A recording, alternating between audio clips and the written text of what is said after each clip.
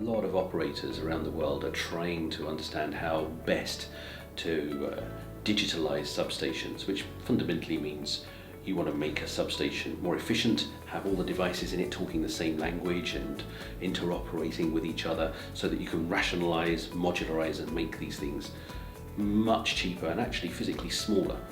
So the first program we worked on with Scottish Power Energy Networks was the fitness program.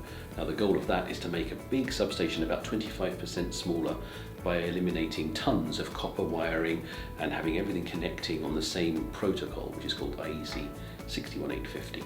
But the real point of this exercise was it's something very new. It's setting a template for everyone else to follow to say, this is how we've proven we can do it and this is how it works, and then you can see how to take advantage of it. For example, in Norway, or with Statnett, this is the transmission operator for Norway, we worked on a scheme which was breaking ground in every possible way.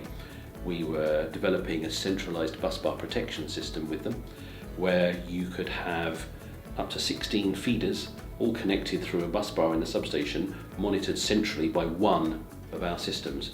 And it was also monitoring not only all of the currents and all of the alarms and all of the protection algorithms, but we were also saying with Statnett, hey, we've got quite a big sensor budget here. Why don't we put some of our sensors to measure things like temperature and vibration on the transformers which are nearby? That's got nothing to do with protection. It's about innovating and saying, we've got the capacity to keep an eye on some critical assets which are sitting in that yard. And if we can do that remotely, like automating the process, then they don't have to send people out to check them and health check them once in a while. And there's a massive saving there.